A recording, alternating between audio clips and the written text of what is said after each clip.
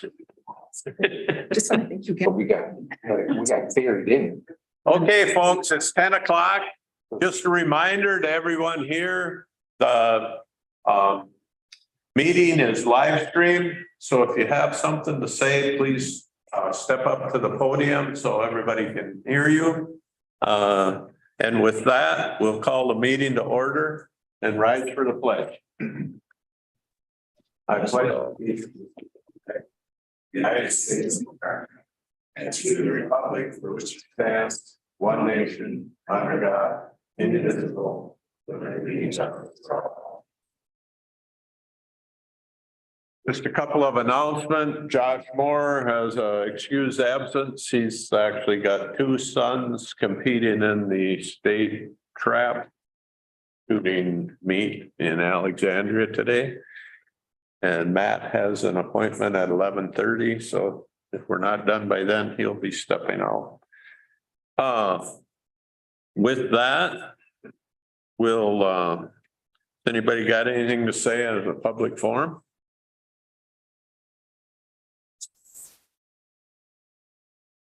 No public forum. We'll move on to the adoption of the agenda. Mr. Chair, members of the board, just a few items to note.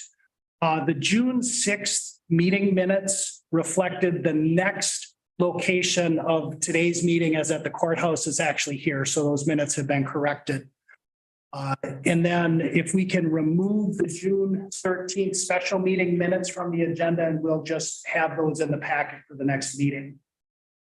On the consent agenda, correcting a couple of the balances for the land fund and the road and bridge fund, and the information in the packet was correct. It was just on the agenda that those numbers were not correct.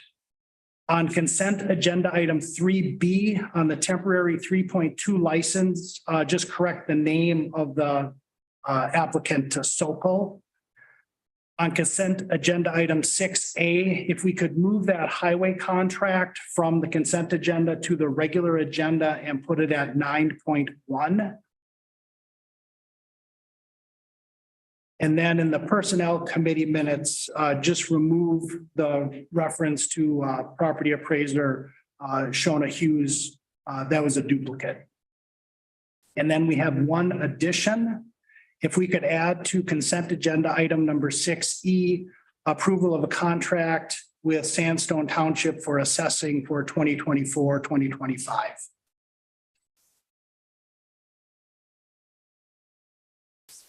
I'll make a motion to accept the amended agenda. I'll second.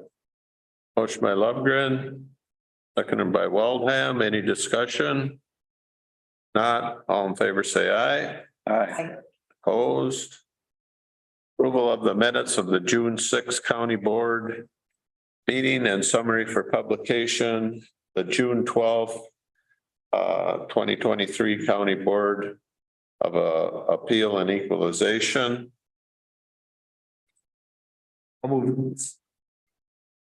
Second. Motion by Ludwig, second by Lovegren. Any discussion? If not, all in favor, say aye. Aye. We have no additional reports. We'll move on to the consent agenda. You've had that in front of you for several days, and with the additions, we'd look for approval. Move the consent agenda. Second. Motion by Lovegren, second by Ludwig. Move the consent agenda as ended. Any discussion? Not, all in favor, say aye. Aye. Opposed? All right, that moves us on to the regular agenda, which is a public hearing. Norma Township is opposing the classification of tax forfeit property in Norman Township. I think staff would present first. Yeah, thank you, Mr. Chair, members of the board. Kelly Schroeder, County Auditor Treasurer. So I just wanted to do a quick overview of our tax forfeited land management program, I guess you could say, and the sale process, and then just give you an overview of the properties too that are in question. So tax forfeit land, when property taxes are not paid after the third year of them being delinquent, the properties forfeit to the state of Minnesota in trust of the local taxing district. So the owner of the property is actually the state of Minnesota. We just simply manage it for them. Currently, there's just under 41,000 acres countywide. While there's no property taxes paid on these acres, we do receive a PILT, a payment in lieu of taxes of $2 an acre, which some of that ends up at the township and city level. And then a significant amount of the land Greg also manages for timber, and we have some land where we get gravel and other resources from as well. The things that we manage it for is sustainable forest practices, timber production and sales, recreational use, and then sometimes parcels come up for land sales or exchanges in that we have a certain parcel, but it would make more sense for someone else to own it, but it would make more sense for us to own one of theirs or vice versa is the exchange idea. We've done some of those with the state of Minnesota over the years. Part of the process of having tax forfeit land is simply to classify the land. And as the board, you have the authority to classify land as conservation or non-conservation. And so I have a whole list of things here that you are supposed to look at according to statute as to how you are going to classify them. I won't read them all, but conservation simply means that you're going to hold it for a longer term. Non-conservation means that you are going to turn around and sell it typically. And so the conservation class, again, it's something that we are going to hold for longer term. In the upper right-hand corner there, I do note that some of those properties that we have classified as conservation, the county board has taken another step further and called them memorial forest by resolution, which we did that based on these criteria that we have listed. And so those would require a public hearing to reclassify them away from that conservation classification. And so there's a few in between there that are just conservation, and those we're holding them only in that because at some point we will want to sell those. However, we're waiting for the timber to mature on those. A non-conservation, I mentioned, it's the land that we typically are only going to hold short term. The process of calling land non-conservation includes the county board directing us to notify the township and city, wherever it's located, of our intent to classify it as non-conservation and our intent to sell. And then the whole reason we're here today is if the township or city does not want us to do that, then statute provides this public hearing process. During this public hearing, you have to allow comments and recommendations about classification, if it shouldn't be classified non-conservation, if it shouldn't be offered for sale, those types of things. When we sell properties, we have two different routes that we use to sell them. The public auction we hold annually in September. Those properties are properties where the previous owner, their time to repurchase it has expired. So we don't have a previous owner to worry about coming in at the land auction. There is minimal resource value, so it's not something where there's a large amount of timber standing on it that we should get harvested or something. Or it's not a good resource. If there's a gravel deposit on it, for example, we may not want to consider selling it on the public auction. And then larger acreage. And when I say larger acreage, I'm not talking big acres. I'm talking just a usable acreage. If you look at our land auction this year, there's a bunch of like teeny tiny little 10-foot strips of property and things. And those are things that would not go on the public auction. They would go on the next one down, which is the sealed bid adjoining landowner auction. And those are those small acres ones. It's usually just tiny little slivers of property that a lot of times were missed in a legal description back in the day and ended up on the tax rolls now. And the person who owned it in 1930 obviously didn't pay the taxes and they are now forfeited. Typically, those are unbuildable lots. Yeah, Matt. Sure. So Kelly, when we put something up for sale as a county, We have to get the blessing from the state too, right? Greg, can you fill that in with the state blessing? Has that changed? No, I have, anything that's not within, a city, is typically reviewed by the DNR. Yeah, cause they shut us down on the one we were trying to sell a couple of years ago, I remember. Yeah, they've done a few of them. One Yeah. was, I think the latest one was due to peak deposits. Yeah, that was a big one. Yeah. I have a question too, Mr. Chair. Yeah, go ahead. So if these are the two avenues for selling land, there was one a few years back, the DNR actually owned a small piece which would fit under small acreage, non-conforming and buildable.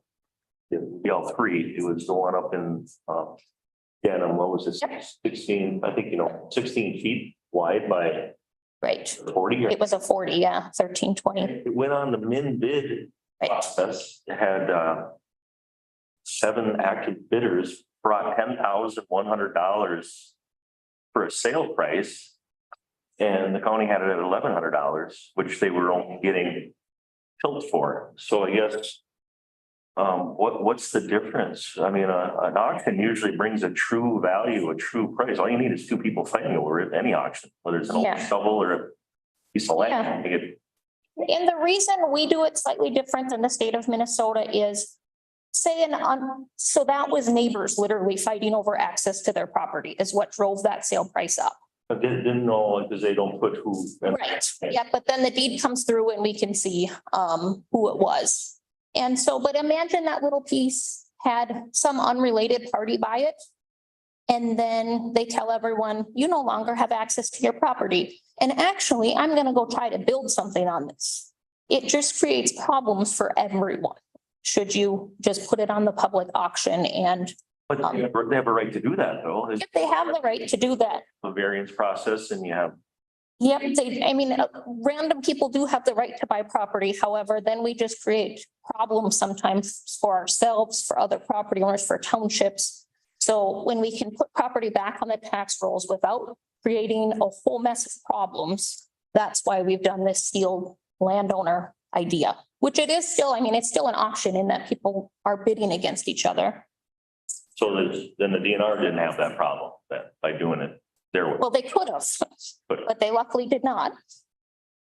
Terry, go ahead. In Pine County, we have had people have bidding wars on their land, on these little pieces of property because the neighbors fight over who's gonna get it. And so we do the sealed bid, but they do go against each other on that. And the other thing is that when we sell small properties like that one, they have to join it to their other parcels so that we never have that little tiny parcel out there again where it's gonna go tax forfeit.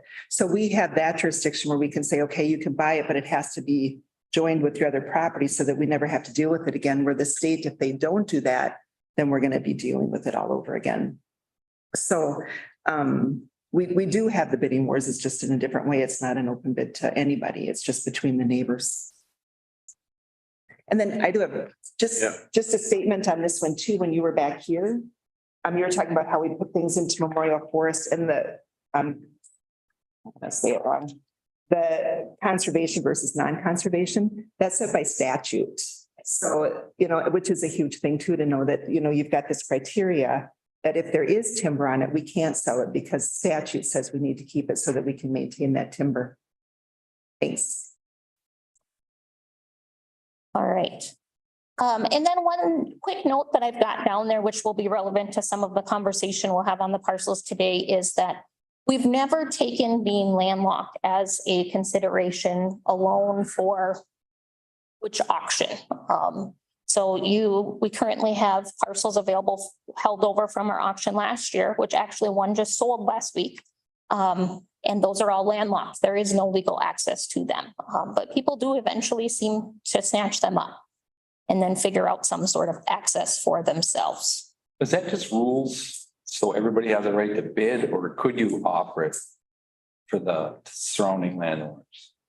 Right, and so that's just something that we've done, is we've just wanted to put them on the public auction, kind of because of what JJ says. On a public auction, you very well could get more. And a lot of times those adjoining landowners don't necessarily want to buy it because right now they get to use it without having to pay for it or pay taxes. That's,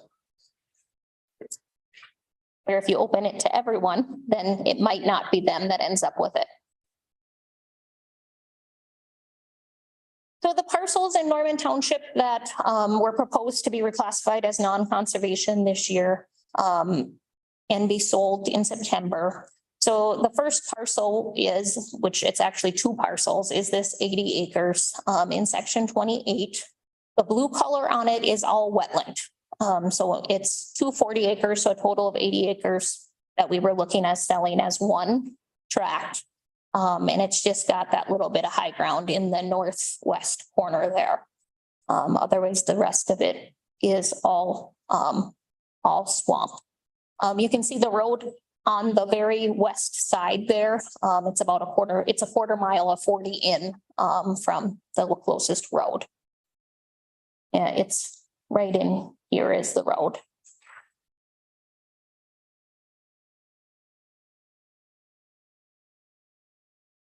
Questions on that one? Is the road go north from there? I don't, Johnson Road, but I don't see. yeah, I don't know. Or is- Ship, does it go north? Okay, it's minimum maintenance along there.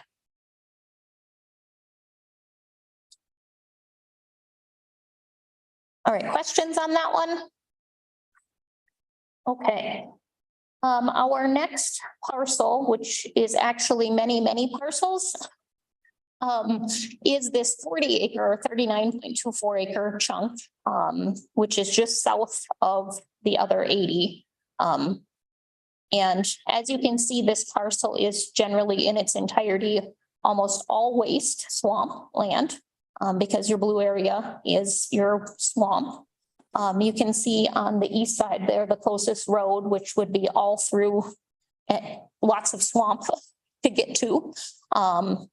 And of this 40, they're actually up in the upper corner here. There is one of these tracts that's still in private ownership, which is 40 that were off. There's a little tiny 0.76 acre parcel up in here that is not part of this deal. Question on that one? So your options today, after hearing the public hearing testimony, would be to reaffirm the resolution that you passed back in March, authorizing the reclassification of the property to non-conservation and that you intend to sell it on the public auction in September. Or you could, the next option would be you could modify that listing and move those parcels over to the sealed bid auction. And being on the sealed bid auction, that doesn't mean it's stuck there forever. So you could offer it on the sealed bid for a couple of years. And then if it doesn't sell, you could switch it over to the public auction, should you want to do that. So that's an option. Or we could just withdraw these properties from the sale listing and the classification listing and hold on to them for longer. That's it. Any questions further? All right, thank you. thank you, Kelly. Okay, at this point, if we don't have any more questions of the board, we'll open it to the public, and I know we have some people here that would like to speak. And we'll take what they have to say. Guess I'll go first. Yeah. Bruce Johnson with Norman Township. And I guess you've all heard our objection already, so basically we think, how am I gonna word this? Biggest thing we have is the unfairness of selling a landlocked property and the effect it's gonna have on an adjacent property owner, where someone's gonna probably go through the cartway process. Most likely it's going to end up in the cartway process. And how that works is someone will petition the township for the cartway. And they will, township will then contact the attorney, will come up with a bond they have to put down to cover the cost of the cartway. Once that process starts, if the if the petitioner is willing to put up the money, there's really basically nothing that the township can do to stop the process, nor the existing property owner who is affected by the cartway. And a lot of these properties are, generational farms that are being affected by this. And we just feel that the whole process is maybe legal, but legal doesn't always make everything right. And it's just putting an unfair burden on someone. They're going to end up losing a 33-foot strip across a 40-acre stretch of land, or whatever size it may be, whether they want to or not. And that's our objection. Any questions from anybody? Otherwise, I'll, If they do, that does happen. yes. It's where it's close to the boundary to get, Not necessarily. they're gonna go through. The petitioner can petition to have that cartway placed wherever they want. Then there is some leeway with the town board, but we have to see certain criteria met. If we move it here, will it create less harm? A lot of times if we move it toward a border, then we're getting into wetlands issues, so we can't do that. So it has to stay in the middle of the property or something. So yes, there's some leeway where potentially you could move it to the edge, but not necessarily. We have to follow procedures that are saying this is where the petitioner wants it. And we'll go out and inspect the site. And then from there, we have to look at any alternative sites that we may see. Maybe we do go walk the edge of the property, but then all of a sudden you come into a big obstacle with a wetland. Well, I can't get access there. And then we cannot move it. We end up having to put it where the petitioner asks. So Thank you. it's kind of a dirty process. Thanks. I got one question. If it was, if I understand this process right, if we put it up in the sealed bid process, Mhm. and then the adjacent landowners could buy it, do you think that is If the adjacent landowners buy it, I don't know if they'd be interested in it, but if they did buy it, then access is not a problem. right? Because then it Maybe that would eliminate that. Yes, that would eliminate that problem. An adjacent landowner buys it. It then is worked in to become part of their existing property. And access is no longer an issue. And we have no qualms with selling it that way. It's just, we are trying to eliminate the burden being put on one of our existing property owners. You stated that very well. Yes. Thank you. And I do have a question for Kelly or Greg. Can we go back to the slide of who we can offer? Can we offer it just to the adjacent landowners? Is it one landowner? I'd have to go on Beacon, but they're both of them. I think there's several landowners that surround it. But you legally could make that decision to offer it just to the adjoining landowners at this point and give them a chance first. Can we set the time frame on that, or is it statutory? There is no statutory time frame. At this point, kind of how it's been working is the land committee just will review that adjoining landowner list annually to see, okay, these properties haven't sold. Do we want to reappraise them and offer them for lower? Do we want to move them to the public sale? What do we want to do with them since they're just sitting out there? So I don't think you really have to do a time frame. So if we change it and we go that way, how is that going to affect the land sales in the future? Because we've always put them on public auction and, that's just always been the way that it's been handled. So if we change it this way for one township, what is that going to do? And I laugh a little bit, Terry, because with that Supreme Court case, I don't know anything. Good point, good I- point. I, We're not gonna be selling any tax forfeited land anymore, or I know, I just worry about if we don't do it, they're gonna say, well, I'm not gonna buy it, it's landlocked, Exactly. whatever. So, yeah, I just, how could you incentivize them to make a decision without being a bully? right, What's that time frame? because I know for a fact we've had adjacent landowners that did just what you, I mean, there's no incentive for them to buy a 40 or an 80 that they can use for nothing if they hunt that land or whatever. Except for the fact that I don't want to have to give up a cartway if I've got the highland that gets there. And so we have had it happen where people go to the public auction and when somebody they don't recognize starts bidding on that 80, suddenly they become very interested in it and the price goes up. But I understand that as a landowner. But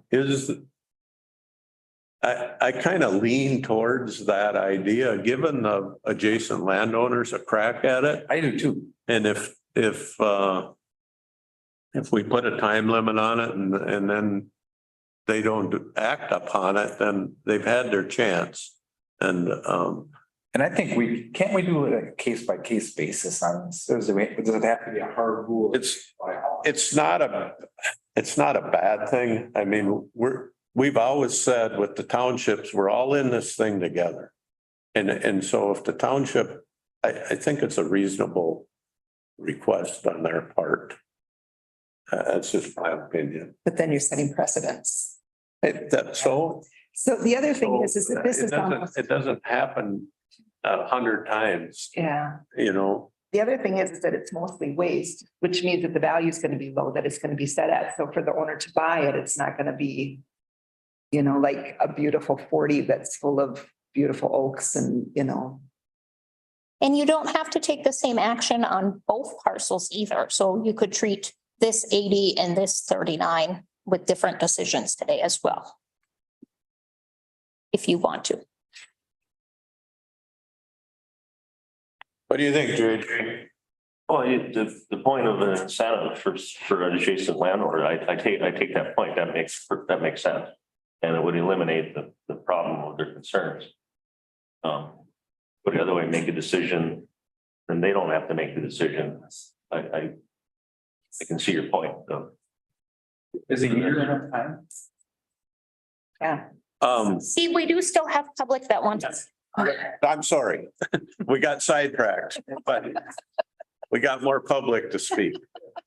Can you put that aerial photo that she had up that last one? I'm George Swanson. Hi, George. And I own all the land. Basically, it's been our family. We settled the land back in the early 1900s. And so if that land sale happens, the only high ground that really is accessible there is across my hayfields. Otherwise, you'll be in the swamp areas. And so then it will fragment all my fields. And we'll lose, that, how you say, that rural aspect in there. So it's kind of got a little bit of sentimental feelings also, because my parents and my grandparents both farmed this area. And now we're looking at maybe having to fragment those fields, because that's really the only high ground access. I don't know if you can see that, where that field just about touches that road that goes north. Yeah. And then the only real dry area without hitting a swamp where that pink is to go right across the north side, and that will cut those fields right in half. And so, I have an interest in purchasing it, but, I don't know what I'll use it for farming, but it's like you were saying, I can't have people cutting my fields up. Because it's really difficult once you get people that move into the area, they don't necessarily respect the neighbors' properties. And basically you get four-wheeler activity, you get parties, you get the whole enchilada happening.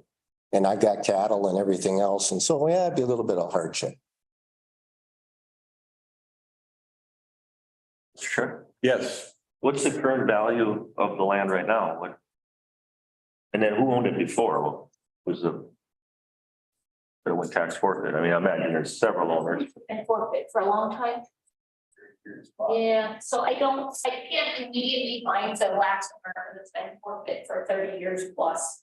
I could do that research back, but. The last owner never made any attempts to put a cartway in or an easement or. Looks to me like it's 75% swamp. You know, I wouldn't even count the island. And it's a fairly deep swamp. It's all bog. And there's not a lot of value in that part of it. The high end looks pretty high though, where it's The high. high ground is higher and it's got swamp. As you can see, the brown that's included inside the green, that's all swamp within it. So there's little ridges of high ground that have the green on it. And then all of the brown areas are mainly wetlands. When you look at that photo there, you see. The values currently, the assessment value is 31,800. Do you know we have it from the, or it hasn't appraised yet, has it? Okay, 31.8. Thank you. that's the assessor's value. Appreciate it. Thanks for coming in. Yeah, Greg. This is not a public comment being at work for you guys. Greg Beck, Pine County Forester. Yeah, Bruce, George and Kelly pretty much summed up what we're working on this. And some of our land sale parcels, as you can see, can sometimes cause a little bit of conflict with the adjoining landowners in this situation. Really, the only thing I'd like to mention on it is, like Kelly mentioned, non-conforming lots are typically small parcels that we attach to the adjoining landowners through the sealed bid process. And we do that because in today's world, under the zoning laws, you could never Park a little piece like that and just sell it because it interferes with the local zoning laws. in the past, we have never offered large tracts like this to adjoining landowners only, but state law does have in the statutes that the county auditor may sell landlocked parcels if it's thought that it would help with the approval of the township for the sale of it, to sell them directly on a sealed bid to adjoining landowners. A few of the other counties I've talked with on this do exactly that on their landlocked parcels. They will offer them to adjoining landowners first. And then if there's no interest, then they will put them on public auction. Typically, I would say at least 90%, if not more, are typically purchased by adjoining landowners. I think a good compromise, being this is the first time we've had a township deny a sale based on parcel being landlocked. This is kind of a new ground, that this could actually, if it happens again, kind of set policy or, you know, something forward from this point. So I think on future sales, land locked parcels such as we have, we will continue to put them on the public auction, but with township review. And in this case, Norman Township denied it. And I think a good compromise would be to sell it, offer it to adjoining landowners on the sealed bid auction, and then leave it up to the advisory committee as to how we want to handle it. If we want to lower the price a little bit, if they're set too high, or when to offer it at public auction. So the resolution, I would say, if you decide to go this way, would be to offer it, these parcels, on a sealed bid auction to adjoining landowners. I think there's half a dozen of them. And if it does not sell, to leave it the decision to the advisory committee for either lowering, adjusting the price, or offering it at public auction. I think, and I think we need to have that, if that's the route to go, that at some point, if the landowners are not interested, that we offer at public auction, because that's what Norman Township, that's what this meeting is about, whether we do public auction or not. So, I guess, back a week or whatever it was to our meeting down in Pine City, you have valuation, then you have actually what you pay in taxes. So that can be all over the place depending on what would it cost in property if you were to purchase that? What would it cost in a year to pay your taxes to? About 1%. So that'd be like, I think it's at 31.8, so that'd be $318. $318 would be right now what they would. And that's for the entire two pieces. Right. So for 31.8, what's the breakdown of? Is it fair to say one is more landlocked than the other? And then if you did get to that middle one, what are you going to do there anyway? You can't do anything. Right. And so like the one on the east, the value on that's only 9. That specific parcel. Because there's no high ground on it. The other thing is that's the appraised value, but then when Troy goes out and does the appraisal, he uses more up-to-date sales on that to do an actual appraisal for today. So the value might come in at a different value than what the appraised value is anyways for the sale purposes. So we had talked about how Yeah, we're not, values this year. are gonna we're be not gonna set the value today. Right. Just Right. So maybe it'd be helpful for the adjacent landowner if he doesn't, what I think the overhead would be on such a piece. today's meeting, public hearing is about hearing Norman Township and the landowners point of view. And then coming to a decision here if we wanna, as Greg suggested, maybe accept sealed bids to adjacent landowners with a timeline of 12 months or whatever we decide. And if it does not sell, the plan committee then would have the opportunity to put it on the public auction or negotiate with the landowner, whatever they see fit. That's what I think. Mr. Chair. Yeah, So are you saying you're kicking this back to the land committee, or can we make a decision on? we'll make it, we will pass a resolution today that says we will accept sealed bids to the adjacent landowners. But I would suggest somebody make a motion that puts a time limit on that. Yeah, I'm there. So that's my motion. I'm ready. Okay, Public. okay. Any more public hearings, public comment? If not, we will close the public hearing part of the meeting and come back to the board for discussion or offering of a resolution. Mr. Chair, Yeah. I'm prepared to make a motion. Yep. I would say we go with B. And list the parcels for the adjoining landowners. With a time limit of 1 year.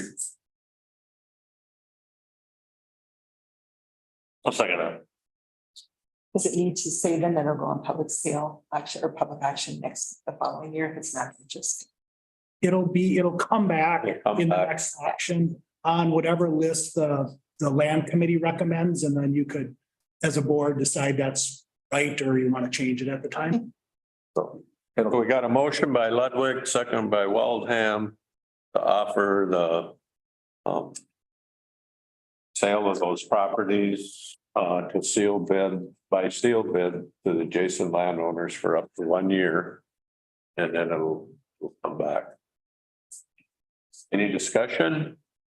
Mr. Chair? Yes. Just a comment. There was Yes. some commentary. I think you made the point about the possibility of a precedent.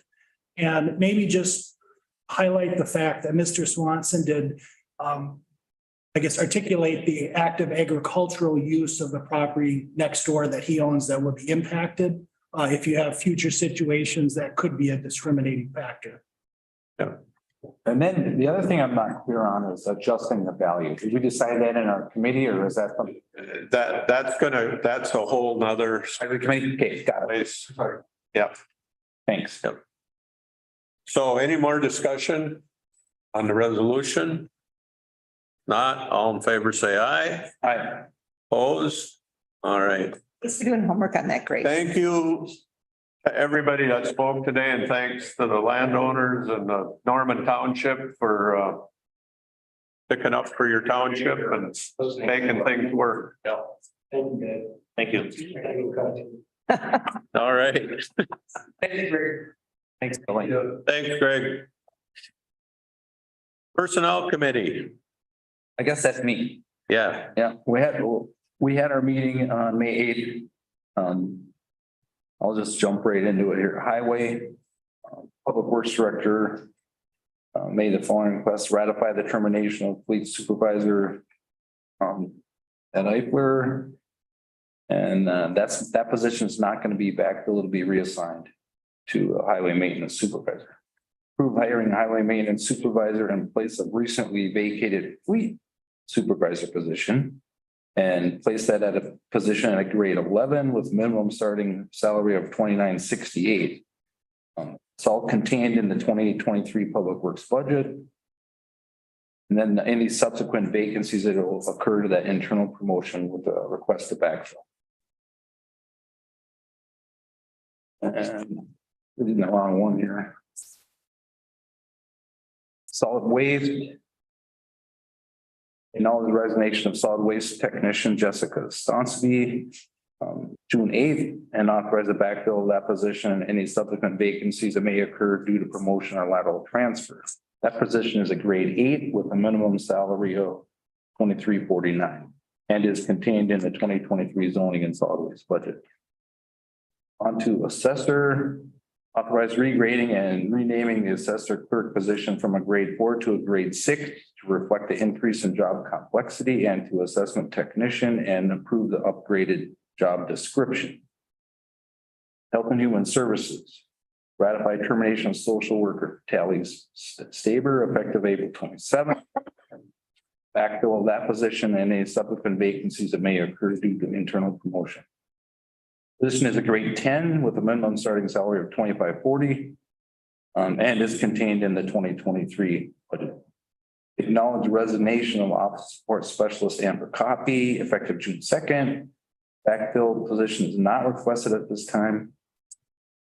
And we approve the revised job description of the HHS office manager to reflect the supervisor responsibilities for the office support specialist, and approve the position from a grade 8 to a grade 9.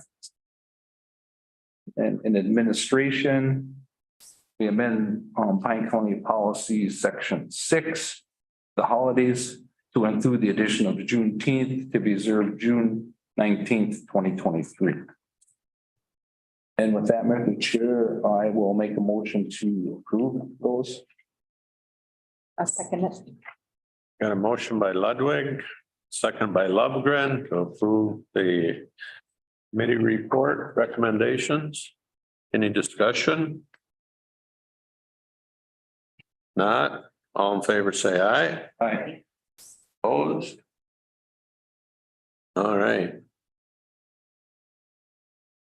So then I think we have more. Oh, no, got more? no, I don't think so. That's- Okay, There's the one new hire that was just approved that we do have a recommendation for on the Kelly McCord for the social worker vacancy. Yeah, is 3, 4, and 5 all part of? Nope, it's just number 3. So we already approved this. Nope, you need them. yeah, I'll make a motion to approve the new hire of second record.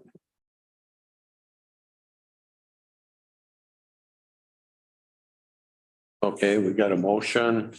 This is for number 3. And Matt, you seconded it? I second it, yeah. Okay, Motion by Lovegren, second by Ludwig. Any discussion? If not, all in favor, say aye. Aye. Any opposed? That brings us to the Health and Human Services Advisory Committee. You want to take that, Matt?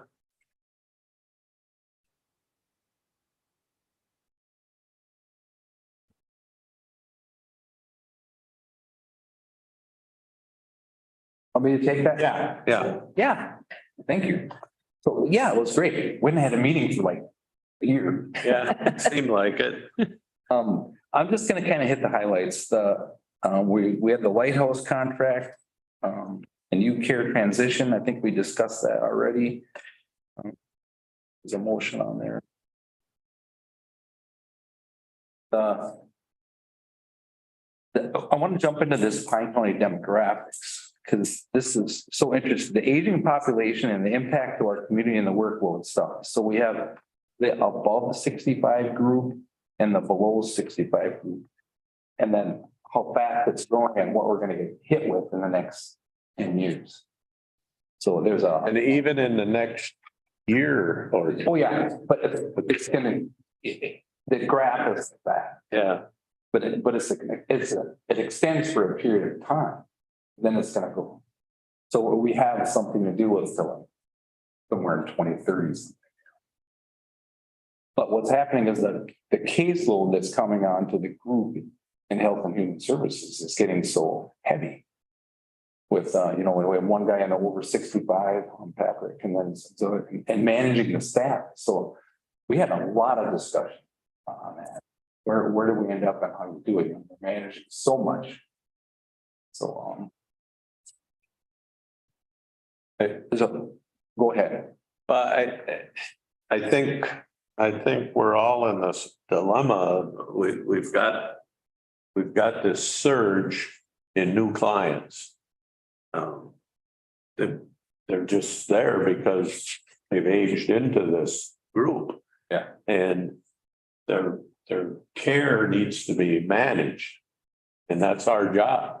Yep. And so, or the county's job. And so we're gonna have to, we just can't keep adding people to people's caseloads. I mean, there's only so many hours a day. They can only do so much work. So we're gonna have to look at that. And I think the other interesting thing is Patrick and Becky are trying to figure this out too, is as you add more workers, that's one thing. But we have been very successful with our workers because we've had good supervision.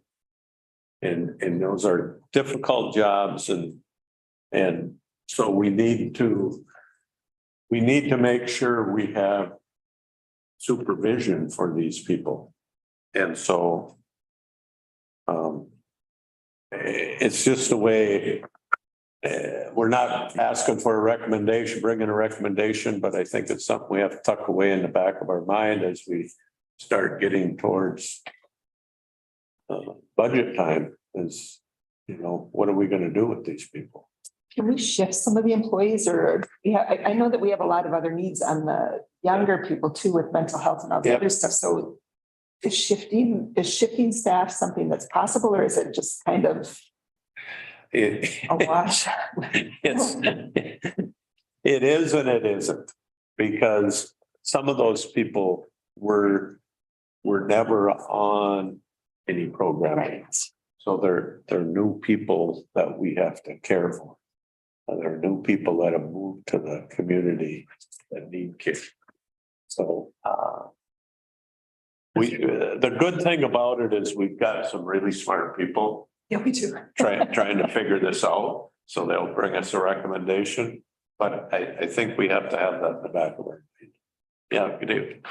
Yeah, I think that's a constant process. And some of the things that were just approved under the personnel committee were in response to that ongoing evaluation And how do we align the right people with the right tasks? And so we made some changes to the assessor clerk positions, and we made a change to the office manager and HHS because those duties have evolved over time and the needs have evolved. And the other thing is the public health emergency ending. And then, and you all remember there was that whole COVID, they waived people that could sign up. So now there's an unraveling of that that's happening and they have to go through and people have to reapply and there's gonna be people not happy, but it's a big workload. And I think we approved hiring temps to help with some of that, remember, and all that. It's happening. Yes. Yeah, so. That has a big impact on staff too, but that has an end and they're doing a good job keeping up with that. And overall, all major program areas in the budget, the income maintenance, social services and public health, they all ended 2022 and we had a surplus of $500,000 and they carried that out a few months after, kind of like the insurance too. Right. So that was good news. And the local homeless prevention aid, it was the Pitt counties part of it, the coordinated request. They're gonna pool. I think we all got some dollars and they're gonna pool that and work together to decide to pick the best thing.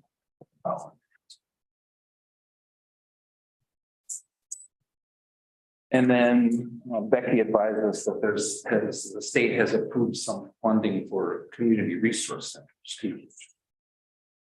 I don't know that. Is that?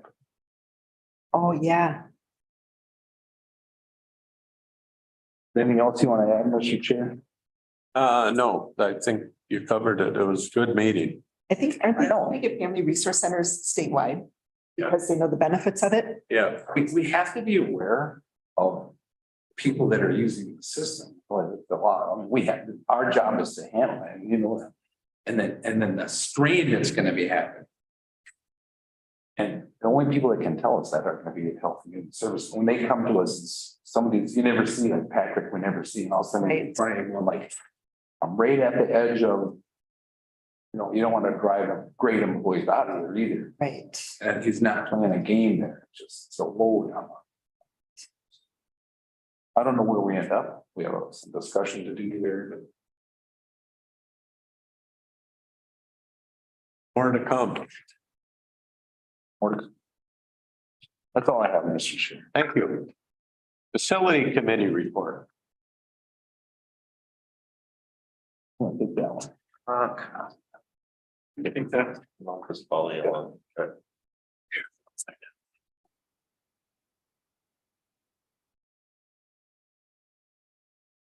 We talked about the jail update, the critical projects, priorities, the building maintenance. We made a decision on the HVAC, right? To go ahead. For the cooling of the in courthouse IT closet. I think we spent a lot of time talking about the jail, remember? Number 4, yeah. You weren't there, you were zooming in, it was very hard to hear some of it. So we boiled down to, we've had this discussion, and Rod does a great job of trying to figure out how we're gonna accept in that jail to get separation. It's the main thing. So, and Mark was there, and we had a good discussion about, now's the time to decide lots of things, right? If we're gonna do this, we wanna, this is only just for discussion. Do you wanna stay 120 bed facility, or you wanna say, hey, let's be a 90 bed facility and capitalize on female safety, whatever. And I don't know how Rod is much more dialed into where we were coming from commissioner's side point, so the jail and custodial Department of Corrections standpoint. So there's gonna be more discussion on that coming too, on what we're gonna do. But they're already applying for the bond stuff, so that got in on deadline. So doesn't mean we get in the first year, but we're gonna have to at some point have a plan in place as a board, how we want to go to with the direction we get. Then, yeah, there was some cooling issues in a couple of the closets with Brian's equipment that we're just gonna do our own modifications with cooling systems and That's bad when they overheat. there's no replacement stuff in the pipeline. Right. So now they have doors open and fans going and stuff in there. There's no way to get it out of there. So you got to take care of that equipment and it has a good shelf life, lifespan. But it doesn't, you're going to shorten it if you start cooking it. Right. And they're going to do a reasonably, kind of whole overall reconstruct. They're going to figure out a plan to make it not too expensive. Got more to add to that? Good. We just discussed also there's painting issues, water stain issues, and then the ongoing problem with the sewer grinder pump with exits the jail facility. Yeah. That's kind of the city's problem though, and it's not ours. Yeah, But It's kind of been an issue, I think, since day one, hasn't it? yeah, it's interesting that you tell they gotta me, deal with. there's guys don't flush a complete sheet. Right. Like, how long does that take? I don't know. I don't get it, but I got nothing else to do, I guess. Yeah. I still think of the guy that kicked the sprinkler system in his cell, and so the whole building got shut down. I mean, it was, it's so easy to do things downstairs. So yeah, we decided moving forward with the lowest price for the HVAC. Yep. Cooling. Yeah, Mr. Chair, Yeah, Mark LeBrun here. Yeah, Pete got prices and he said it's gonna be about $11,000. And then plus some electrical expenses, but we're gonna be able to adjust our larger system. Cause right now we're overusing that just to try to bring the heat down in some of those smaller rooms. And so he thinks we'll get the money back on energy savings within a couple of years. So it's a good investment, and I think Ryan will feel a lot better about his equipment, not being exposed to that much heat, so. He gave you a thumbs up, Mark. Pete has a good manager of that plant. Yes, he's good. Yeah, Pete does a good job managing that. If someone wanted to make a motion to move forward with that project. I'll move that. I'll move the cooling project. I'll second. got a motion by Ludwig, seconded by Oldham. Any discussion? Not, all in favor, say aye. Any opposed? All right. Anything else? No, be wise. Thank you, guys. Yeah. We're gonna do the Osprey Wild presentation at another date to be determined. And now we're gonna do the presentation from Civic Brand on our brand audit. Brissa? Hi, good morning. Thank you for. Hi. We'll have Leslie, do you want to introduce her? Well, I think.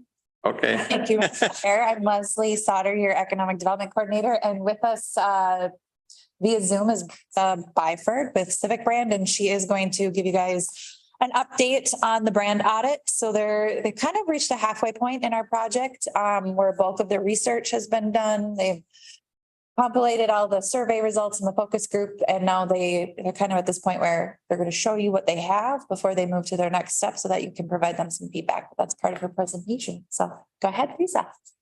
Thanks, Leslie. Yeah, good morning, you. everyone. So I'm going to share my screen so you can see this audit, and then we'll get started. If it'll work for me, hold on. All right. Okay, so yeah, like Leslie mentioned, we are kind of at a tipping point in this project. The research and engagement phase always culminates in this brand audit. And so I'll walk through kind of a condensed version, but first I'll walk through just kind of what is the brand audit, what is it structured, what did we look at? So like I said, it's a summary of all the research and engagement that we have done thus far. It's 113 pages, so I'm not going to sit here and read every page to y'all today. It covers 5 main themes, and then within each theme there's some subcategories as well as key takeaways, a SWOT analysis per theme, and then ultimately what we kind of take into our next steps in building the brand strategy is what are the brand challenges currently, and both from a county government entity perspective, as well as just a place, Pine County place perspective. And then what are the goals that we hope to achieve with the updated branding? So at this point, what do we need from y'all? This isn't a deliverable that we need approval on, more so it's just kind of a status update, and we want to make sure that you guys have seen this and you don't think there are any holes or things that are that we've missed. Like I said, it's 113 pages, so you'll have time to review the full thing and can funnel your questions or feedback through Leslie. And really, like I said, the main thing that we want to know is there anything like big holes, big questions that we've missed in this audit that aren't covered in this audit before we move on to strategy and design? So what is in the brand audit? So like I said, it covers some main themes and some sub themes. So the 5 main themes that the audit covers are identity, positioning, marketing, assets and development, and placemaking. And then you can see there's kind of a varying number of sub themes within each of those categories. But really, it's a collection of, our survey results, focus group notes, just online research that we've done, and our experience we had when we were in the county, things like that. Like I said, there are key takeaways per theme. So this condensed version that I'm going to go over in just a second kind of just focuses on the key takeaways for y'all per theme, as well as as well as the SWOT analysis. But the full version does cover, like I said, survey data. It has quotes from people in our focus groups and interviews, all anonymous, or from surveys where they were open response answers. Curated notes. So when we take notes in a focus group or an interview, we take it on a big virtual whiteboard. When we're putting the audit together, we essentially compile all those notes together and start theme sorting. So what different themes come up. And so like in this one, for example, here, these all had to do with the arts in the county. There's also the engagement results. So, from our in-person focus groups and stuff, this is an example of we did this like flower petal exercise in one of the focus groups. So you'll see images of that. And like some of our kind of whiteboarding that we did with people in person, some online research. We cover existing plans to make sure that we're referencing and kind of have a full understanding of the things the county already has in place. And then each theme ends with the SWOT analysis. In this condensed version, like I said, it's just the per theme is the key takeaways and then the SWOT for each theme. And I'll kind of point out some key things that I think are important to just kind of, nail, drive home that point. But first, starting with the problems, we always put these up front just to kind of set the stage for what we found. So we kind of found 3 main brand problems so that we think that this branding project can help address. So the first is that the county government really isn't getting credit right now for the great work that you all are already doing and that staff is already doing, and the great place also that it is to work. We heard a lot of, we didn't hear one negative thing from any staff member about what kind of place Pine County is to work because of a lack of messaging, marketing, signage, et cetera. So really, how can we use the brand to help you as a county government get credit for all the work that you do in the community and the things and the services that you provide? The second is that the outdoors is obviously a huge part of the county identity, but that isn't really unique to the county, right? You could say that about all of Minnesota probably.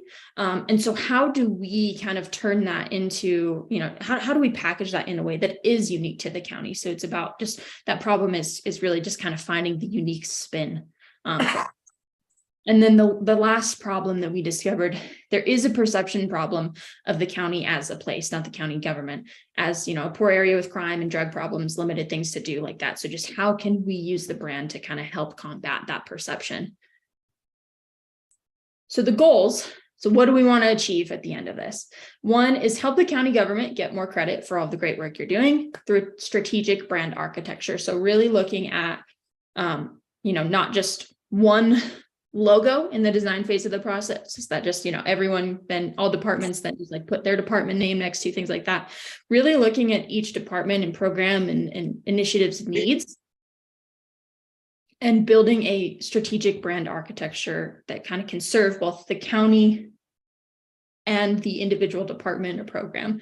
So if you think of like, just to give the quick example, if you think of Kellogg's, right? Kellogg's makes Pop-Tarts and I don't know what else, all those different cereals and stuff they have, so Pop-Tarts, but it's got that little Kellogg's tag on it, right? So thinking of ways to do that at a county government level.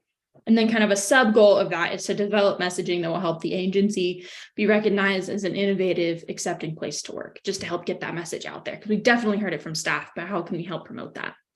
2 is to get more people to buy into a countywide vision through cohesive messaging that really unifies the area from top to bottom and promotes growth in a very strategic and, welcomed way. Making sure that messaging includes an element of the outdoors, but that has that unique twist for what Pine County outdoors means. And then 3, use the brand as a way to really facilitate engagement with groups that are either traditionally underrepresented or haven't really had much interest in engaging with the county government, and making it clear that everyone is important to the county, that everyone's voice is heard. So whether they live at the far north end or the far south end, or, it doesn't really matter. They're all a part of the county, and getting them to kind of be a part of that big countywide vision. So I know that was a lot, but hopefully it'll start making sense once I go through the next few slides here. But just to give you a quick kind of update on just timeline of the project. So like I said, we are at that tipping point. The brand audit is kind of the transition point between our listening and our doing something with that information that we listen to. So kind of a rough timeline right now. And obviously this could change if, depending on feedback and how long those kind of steps take. But roughly we're looking at using the rest of June and July to develop the brand strategy. So essentially in words, what do we do with all of the information that we found in the audit? How can we build a brand? What's the story? What's the message that we're trying to communicate? And then using some of July and August to develop the brand identity. So the identity piece being the actual design. So what colors? What does the logo look like? How does that translate to departments? How does that look on a truck? Things like that. September to finalize that, because there's obviously a lot of back and forth that we'll go through with staff to finalize that identity piece. And then in September and October, looking at doing the brand guidelines, which is essentially here's how to use the identity. Don't use it in bright pink if that's not a brand color, and don't stretch it, and all of those kind of rules and regulations around using the brand. And then the implementation plan, which is the big ultimate deliverable of this project that really spells out, okay, these are all the actions that the county needs to take to make this brand a reality. And that'll be things as simple as, update business cards with the new logo, to much bigger, kind of maybe less tangible, but they'll make a bigger impact on the place types of items. So hopefully we wrapped up in just a few months. So what I have today in this condensed version is essentially each of the 5 themes, the key takeaways slide, and then the SWOT analysis per theme. In the full version, there's obviously a ton of stuff that comes in between that, but like I said, it's a lot of pages. And so starting with identity, if there's one key takeaway that I want to point out that I think is really important, is that thing that I've already said a couple times, but the outdoors and the outdoor recreation plays a huge role in the county identity. People love being outside. That was really cited as a reason by a lot of people as why they live there, why they love there, why they chose to move there. But that's not something that's unique, within the confines of Pine County, right? You could be in a surrounding county and have kind of those same experiences. And so how can we make that unique? Looking at the SWOT for the identity theme, just to point out a few items from here. So a big strength, like I said, we did not hear one negative thing from staff about working at the county. Everyone ranted and raved about how great of a place it is to work. And so I think that's a really big strength, because that's not, obviously the case for every government agency. A weakness, though, there is a lack of a unified look for county departments and programs. So on that visual, the brand identity side, even just on the website versus what's on business cards or what's in the conference room, there's a different, main mark being used. that's not consistent across the board. So things like that. A threat though could be, and this is one that we picked up a lot on, was really not banding together as a county as a whole, and those individual cities and townships not seeing the benefit in that, kind of continuing to operate in silos.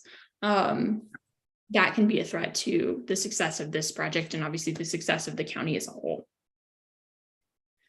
The positioning theme, so look at how Pine County is positioned in the market. The one thing that I really want to make the point here is that I think location could play a really big factor in how we position the county. You know, we heard a lot of like, it's in the middle of everywhere, not the middle of nowhere, like that kind of idea. It's right on 35. You're not super far from, you know, the Twin Cities. You could pop up there for a weekend if you're a tourist, but you don't have to go like all the way up to Duluth. It's kind of in between. I think that could be a big positioning point for how we package this. In terms of the SWOT, a couple to point out, so strength, really that kind of collective vision does seem to be to grow and support more local businesses, local entertainment options, families moving there, things like that. An opportunity can be to the brand identities, that visual piece can help give the county government more credit and improve perceptions. A weakness, touristy things, I'll use that in quotes, right now, like the casino, kind of take up most of the mental space when someone from outside the county is thinking of what do I do in the county, right? That's kind of the first thing that's coming up. And they're missing a lot of maybe the, other local businesses, or that's just kind of taking up a lot of room in their mind. So how can we expand that, their understanding of Pine County to include more than just that?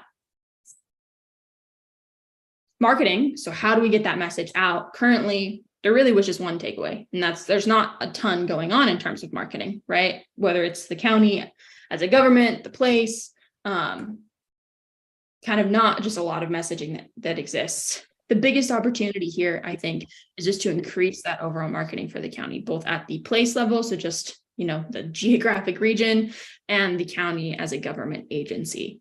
I think there's a lot of room to grow in that theme. Assets and development. So here we are looking at, what are the biggest, like the major businesses, what kind of economic development plans are in the works, things like that. The main takeaway here that I'd like to point out today is that to be able to have, collective success, it's going to take getting all of the individual cities and townships on the same page in terms of economic development. Right now, it does seem like there's a little bit of kind of hands tied when it comes to what the county is trying to do for economic development, kind of being limited because they're in the cities and townships are kind of working in competition in silos with that. For the SWOT for that theme, so weakness, kind of at the town level, their planning or lack of is limiting what y'all can do at a planning, zoning, and sometimes economic development level. An opportunity is to capitalize more on visitors, to use this full funnel approach. So think about like a marketing funnel, to get more people to visit or eventually, relocate to Pine County, start a business in Pine County, really just capitalize on that kind of full funnel approach with people that drive through, that visit on the weekend, whatever it might be. But a threat, not capitalizing on the assets you already do have and just focusing on trying to get more or better assets.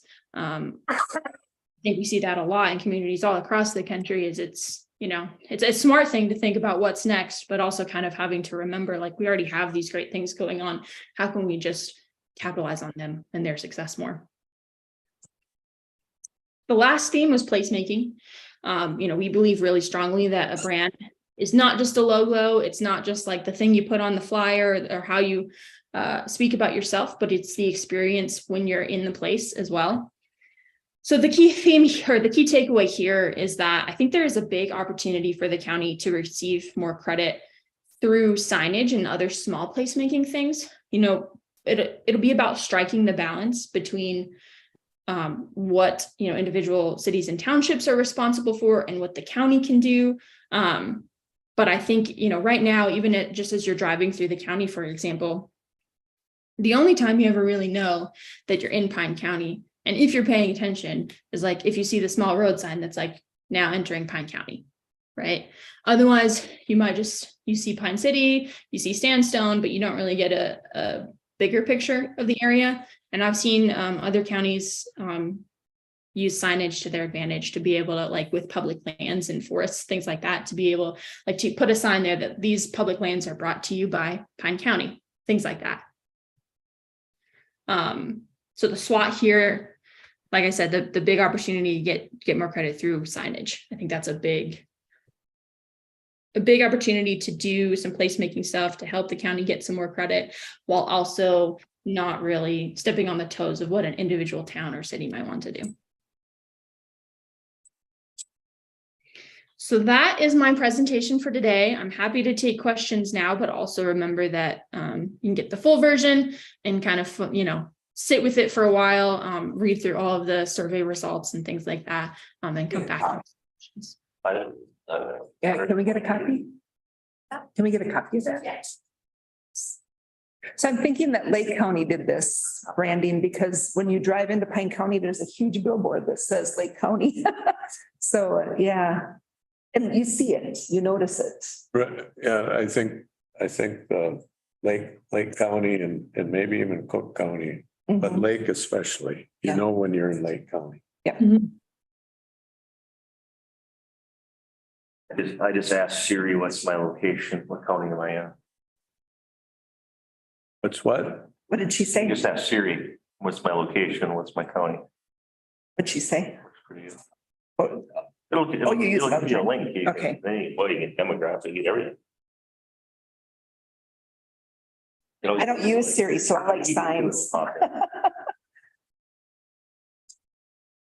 I always find all this very interesting, so thank you, and I think we'll all get a copy and do a little reading and homework and whatever. I'm a little slow on the uptake sometimes on some things, so I gotta mull it over. But I am always intrigued by the fact that we are called Pine County because why? There were huge pine forests that got mowed down in 100 and some years ago. We have not done a really good job of regenerating those pine forests at all. And we haven't even done a good job of, I tease some of my friends in Pine City that if we don't get some kind of a reforestation plan going, we will have to rename the town to Prairie City because all we've done since I've lived in town is cut pine trees down and not, we've let silver maples and box elders grow up in their place. Not taking the time to reforest it with our namesake. Can I ask how many people took the survey? Yes, I don't remember off the top of my head. I want to say it was in the 300s, but I can get you the exact number. No, that's okay. That's a roundabout's good.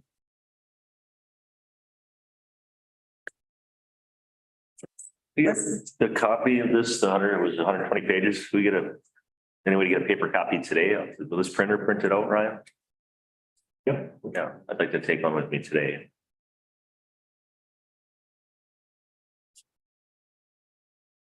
Thank you very much. Thank you. Keep up the work.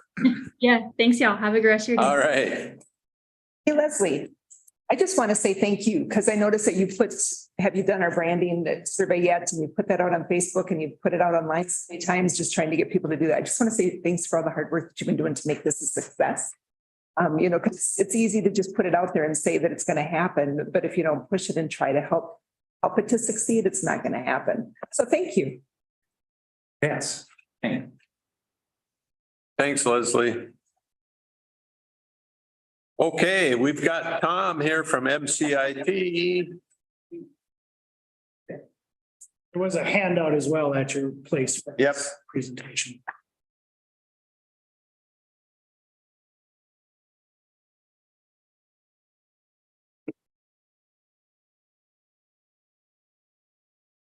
Well, good morning, Mr. Chair. Morning. Commissioners.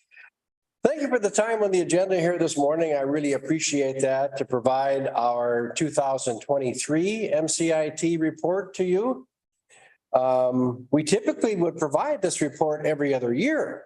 However, we ended up canceling our reports in 2021, which has actually been 4 years now since our last report in 2019. So with that, we missed a couple of elections in there. So a special welcome to Commissioner Lovegren and Commissioner Waldem. Join us and welcome. Thank you. So respecting your time, I'm just going to touch on just a few of the highlights of our 2023 report. Now, as you may already know, MCIT, we're a joint powers public entity risk sharing pool. We're not an insurance company. We were built by counties for counties. Again, and so that's why, again, MCIT, we try to really focus on our county service needs, your coverage needs. Just a little history, back in the late 70s is when coverage, primarily workers' compensation coverage, was becoming extremely difficult to get, especially for law enforcement, and quite expensive. So a few of our counties decide to pool their resources together to pay workers' compensation claims and services. They found that pilot was so successful that in 1980 is when MCIT then added the property coverage, the casualty or the liability coverage, and the auto coverage as well. And so all of those now combined with the workers' compensation. Actually, Pine County joined MCIT in 1980, and we greatly appreciate that. So one of the initial counties that joined up with MCIT. So now, 44 years later, we're celebrating, again, managing risks together. We now have 81 of the 87 counties in Minnesota, all but the 6 large self-insured counties of Hennepin and Ramsey, Anoka and Dakota. St. Louis and Olmsted counties are the 6 counties that are not in the trust, as well as all of your affiliated entities, your soil and water conservation districts, agricultural societies, historical societies, a variety of joint powers groups, lake improvement districts as well. So they're all public entities. They must be public entities in order to be a member of MCIT. So again, now we feel our success is kind of built on really our willing to adapt to your service needs, but really probably more important is just our members and your willingness really to support our risk management, our loss control programs, trying to reduce the frequency and severity of claims. Again, all of us kind of working together. We're kind of all on the same team, if you were. And again, just the support of our program and services. Again, this is our overall mission together, providing Minnesota counties and associated members cost-effective coverage with comprehensive and quality risk management services. And that's really what we're about. So on to the second page. Let's talk about cyber a little bit. Again, fortunately, cyber coverage was preserved and enhanced for 2023. We learned about mid-2022 that our cyber carrier, Hartford Steam Boiler, had decided not to renew MCIT and all of our 480 members. And not because of our experience, they were just pulling out of the cyber market. And so as a result, we needed to find a new cyber carrier. So reached out, turned out going to our liability reinsurer, Counties Reinsurance Limited. And that's who is providing our cyber coverage now, actually increased our limits now up to $500,000. Did that really without any additional cost to our members or additional underwriting criteria. As they were finding in kind of the cyber world, the underwriting is pretty brutal. So we were really pleased kind of with how that all went. Now MCIT will be handling those claims internally.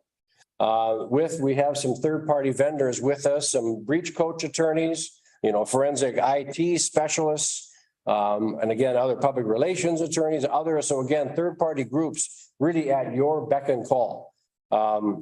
So good news on our cyber coverage.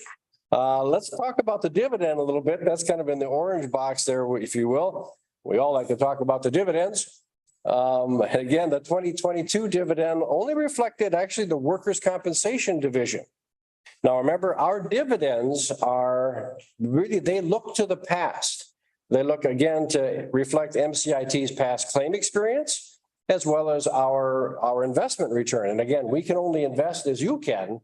And so really actuarially, the recommendation was the board only supplied the dividend for the workers' compensation division.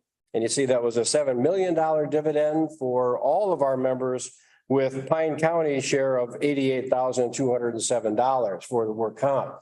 Now, again, the property casualty, this is the first year that there wasn't a property casualty dividend. And actuarially, they decided the recommendation, the claim experience really on the liability, primarily police liability, jail liability, law enforcement liability, is really where a lot of those claims were a little more than expected. So as a result, no need to worry. Everything is fully funded. It was just the actuary had recommended not to provide a property casualty dividend. Hopefully that will change now again for next year. Moving on to rates. Let's talk about rates a little bit. Those are actuarially derived as well. Now, remember, rates look forward in our experience. They look at all of our members' exposures, as well as again, expected total claims costs, as well as MCIT operations costs. We only try to really gather what funds are necessary to cover those costs. And so with that, MCIT, again, being in a risk sharing pool, hopefully you have that similarity of exposures of our counties, as well as the economies of scale to provide some rate stability for all of our county members.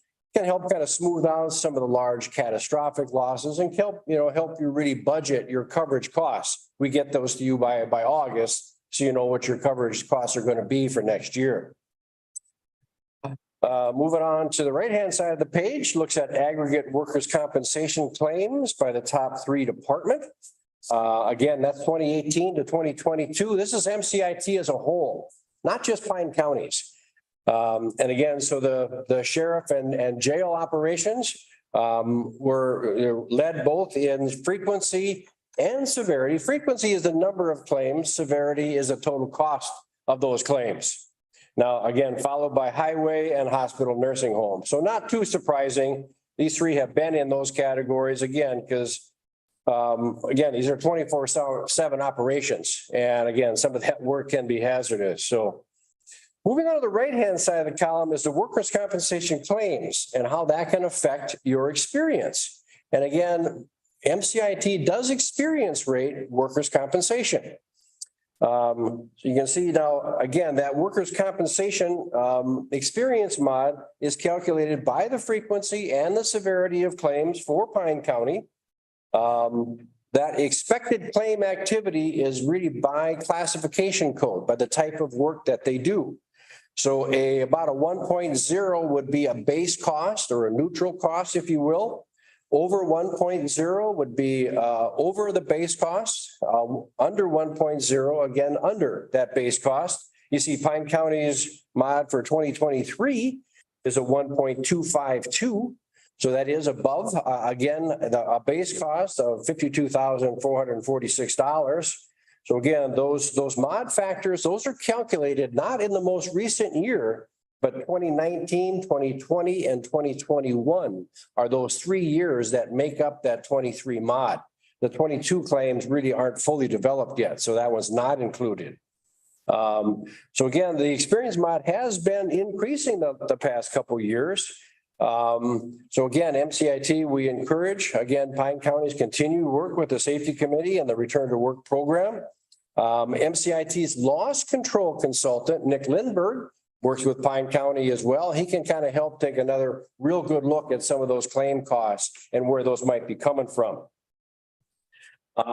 Lastly, again, another issue in workers' compensation, also in 2022, the Workers' Compensation Reinsurance Association. They actually announced a one-time surplus distribution, which was wonderful. MCIT were a part of the Minnesota, again, the Workers' Compensation Reinsurance, as they provide the reinsurance for all of MCIT's members. Well, they decided to return $11.3 million, which was huge. And again, they were saying that primarily that one-time surplus, they had excellent investment. They had a reduction in some of the loss reserve liabilities, as well as some declining claim frequency. So of that 11.3, the board decided to return most all 9.6 of that back to our members. And so that was provided in June about of 2022. Pine County's share of that was 139,193. So that was a nice windfall that really was completely unexpected. All right. Finishing up on the aggregate property casualty claims by the top three department, again, same years, 2018 to 2022. Again, MCIT as a whole. And again, this is frequency and severity. Auto has always led in both frequency, and we want every auto and every occupant of every auto to get through their day. And so again, that's why we have a lot of loss control services around auto. Followed by property. It's been kind of a rough storm season, and we all kind of felt that. So again, typically most of those property claims are storms. Again, the vehicles in the auto, we have over 11,000 vehicles, in the trust. We have over $7.5 billion in property. So again, there were a number of our members that, face property claims. And then lastly, the law enforcement and general liability on the frequency. Again, those are all those slip falls that we're trying to prevent. So that's on the frequency side. On the severity is the law enforcement liability and jail liability. All right, moving on, last page, moving on from coverage. We'll just talk about some of our services a little bit, starting with consultation. So I mentioned Nick Lindberg is your loss control consultant. Again, can help with the safety committees, safety programs. Again, review workers' compensation claims, all claims. I'm here as your risk management consultant, again, to help with any liability concerns you might have, any coverage questions you might have, any concerns you may have, what's covered, what's not covered. Again, you can reach out to us. Here's just an example. Here I was just working with a local agricultural society in a county. Again, because oftentimes, and I've done that with Pine County as well. We just want to make sure that everything is absolutely covered there. And so as we work together to make sure that, again, all the property is covered. On the other side, the awareness and prevention materials, again, all available on our website. So new website at mcit.org. We're proud to say that a lot of those materials are award winning. So we're pretty pleased. Again, just to try to prevent losses and again, reduce some severity. A couple of the items listed here really are cyber. The Essentials of Data Security for Public Entities is a great resource, again, broken down by chapters. To again, try to arm and really try to help our counties, all of our members, again, increase protections, increase data security. The coverage is there, but it's the work on the front end that is the difference maker. The next one is this, again, our cybersecurity self-assessment checklist. We're going to treat, trying to provide, and again, CRL will provide, again, more information as well to try to arm, again, the county to try to minimize and to try to build, again, putting in these would be, aligned with some of the best practices around cyber. So again, cyber is a key. Training, we provide a wealth of training, either in person, hybrid. We've done a lot of virtual trainings. Some of the popular programs, we have risk management and workers' compensation programs. Minnesota Government Data Practices Act is usually pretty popular. Navigating land use decisions is a good one for our commissioners. Again, often have been there. We just recently had a hybrid cybersecurity for county attorneys that was very well attended by a number of folks. So again, cyber has been kind of on the agenda here. And then lastly, the service providers. The photo talks about our employee assistance program with Sand Creek.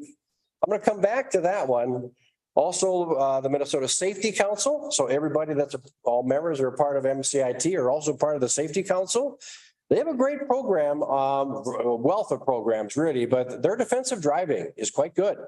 So there's a 20-minute online program just to remind us of our habits, of what we're working on. And then there's a 2-hour on-site training program taught by an ex-trooper. Excellent program. So again, those are all included. All of the Minnesota Safety Council are included. So again, as members, that defensive driving is available. So we encourage you to check those out. Also our Hartford Steam Boiler, again, another service provider, provide all those inspections for us.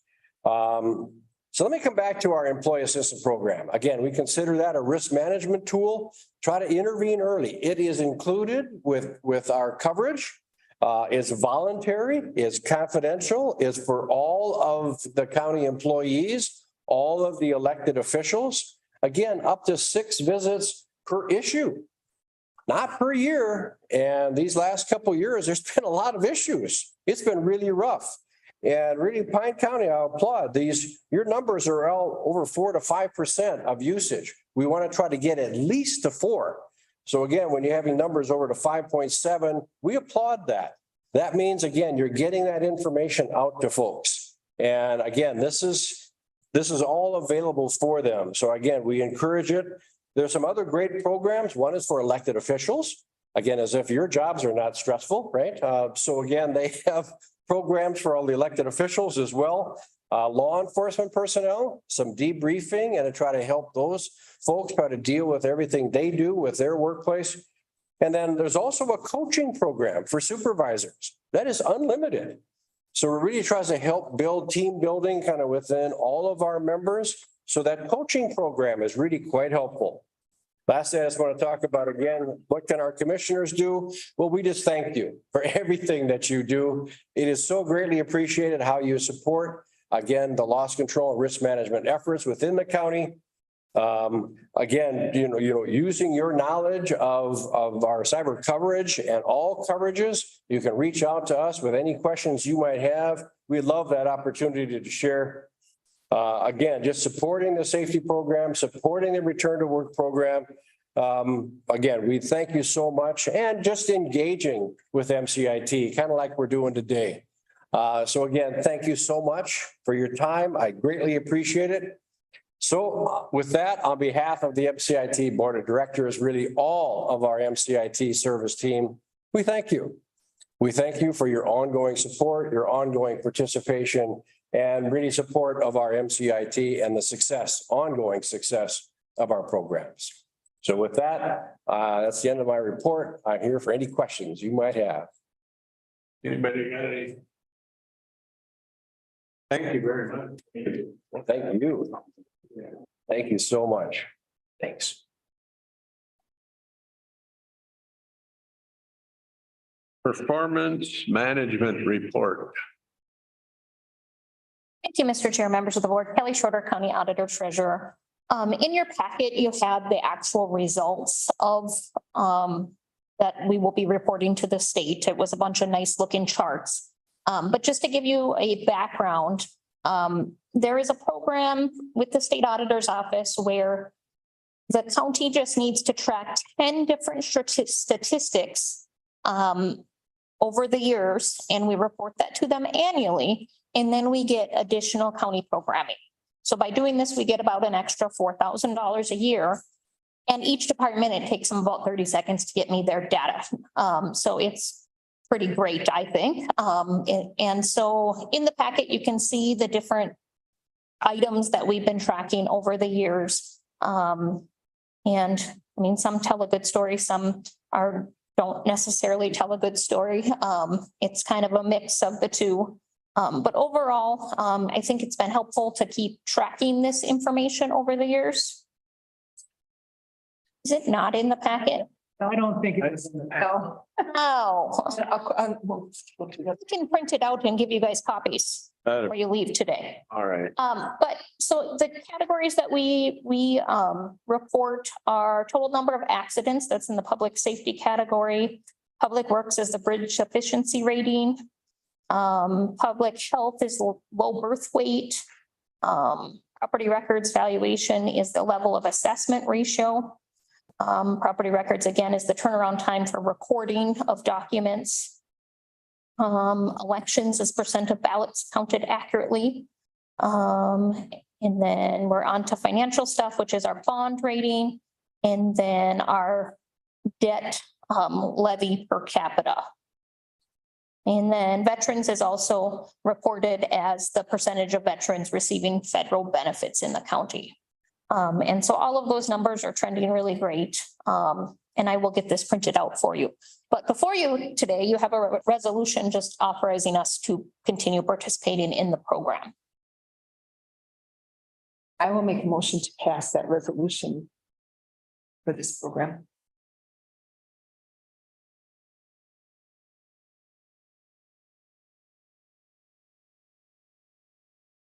Looking for a second.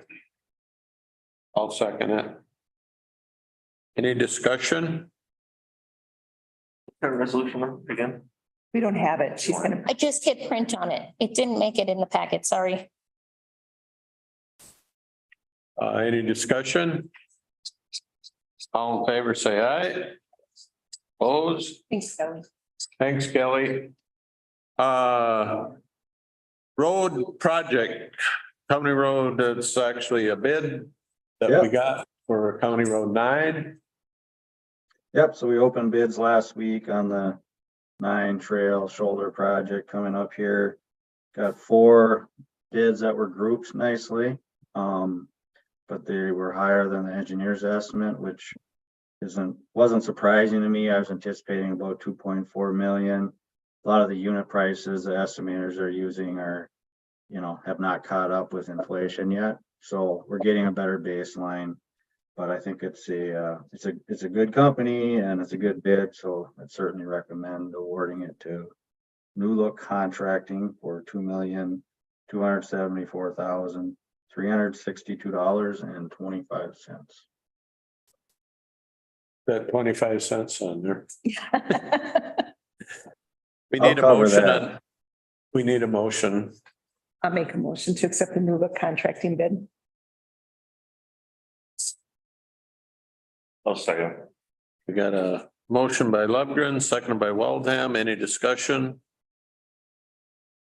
Not all in favor, say aye. Aye. Aye. Any opposed? Thanks, Mark. Thank you, guys.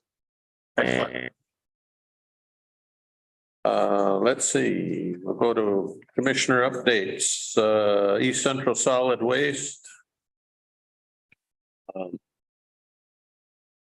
Things are moving along with the packet to open up a new cell. That's moving ahead. There's some new work that's being done on gas recovery system within the landfill itself. And we're always buying new equipment because they put a lot of hours on it. But the other thing that happens with equipment is you can't just go buy a new D8 cab. Yeah. You gotta put a order in. That's what Mark's been telling us for a long Yeah. time. So anyway, we have one coming that's got 1,000 hours on it, a John Deere for a low price of $558,000, but they put $1,500 a year on it. And they got to start out with something fairly decent. That's about it. Kettle River, one watershed, that would have been that. Law Library, that's Josh. Central Minnesota Jobs and Training.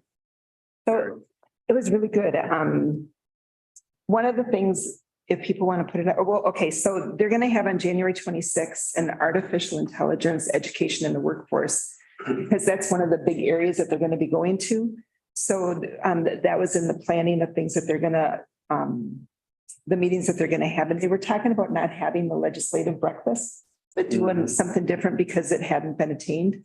They're going to be having a wellness fair on September 22nd, and it's going to be, Keith Bennett's going to do a presentation on suicide prevention. You can do it virtually or in person, but it's going to be more for the employers.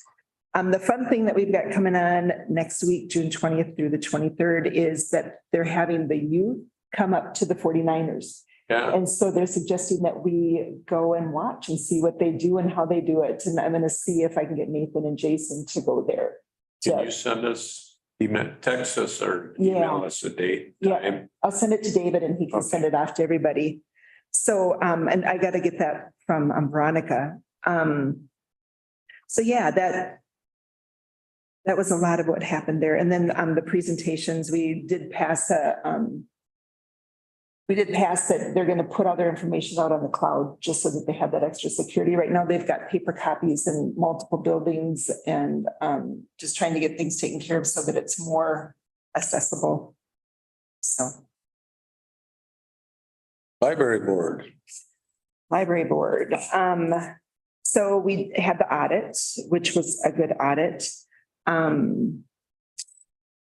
We had talked at the last meeting about the CMLE board and how we put a proposal out there that they would have their office at the Cambridge Clinic, and that they did accept that proposal. So that's going to be coming up. JJ, you had asked about how much money they're going to be getting from the state. And there's going to be $200,000 approximately that's going to be going to East Central Regional Libraries. 4 million came from the state to all of the libraries, and we should be getting about 200,000 of that. And so we do we'll be doing our budget, thank you, at next month. And so then we'll be able to figure that out and take that into consideration. They're also hiring Bjorklund to do a salary study for $3,200. And it's been quite a while since they've had that done, so they need to get that done so they can do it. That was about it. Soil and water. I attended by Zoom, pretty much business as usual. Little brief comment on public comment in the beginning. I just asked about the progress of the wetland delineation for the North Pine Solar. And then we had a technical difficulty. JJ, can you give us any kind of an update on that solar project? Is there anything that's progressing ahead or? Yeah, the gentleman that was involved with Bowser was requesting more and more information. There was a question of the wetlands that are on the property. I guess I look at it as simply as I can. It's an active farm, right, producing product. So they just had to work through the steps. He's no longer involved with it. I went and attended the tap and walked the field. I even got mud on my nose here from it. It's moving ahead. They said it would be a week to get a decision. And just get over this, there's been some delays with it. I think they're looking at it in a positive manner, and I from everything I gather, I think it's gonna move forward. And is there if all the moons lined up and everything moved forward, would they start construction yet this year, or is it the next year construction? That would be I guess with the same schedule that they proposed to us. What was that, last year when they came in? Yeah, and I can't remember. Yeah, there's just some delays now with the delineation of the property, and it is a big property. Yeah. That was 1 mile by 3 miles. Huge. But it sounds like now they gave a week, which was 2 weeks tomorrow. Okay. So it should be going forward. And like I said, then the Zoom meeting dropped off and could not reconnect for any attempts. And then I have not received the minutes yet. I always request the minutes. They're draft minutes, of course. They're approved. So just waiting. I think Paul might even be on vacation or something. All right. That. Got any other? I do. I was excited to sit in on the JDAI debrief of the system assessment that they did.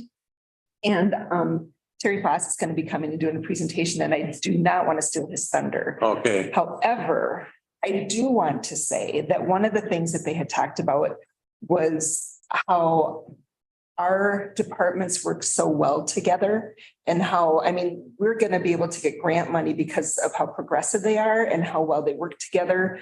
And that was just really exciting to hear as a commissioner. We've said it how many times, but to hear somebody from the outside coming in and saying, you've got your attorney working with your probation, working with human services, working with the sheriff's department. And all of that's going to help us to get those grants. And just to talk about how well they work together, it was good to hear that from outside. So I sold that bit of his thunder. Okay. Anything else? All right. Anybody got anything else? If not. When is our meeting in July? July fifth, The it's the 5th. Wednesday. Yeah, fourth Tuesday.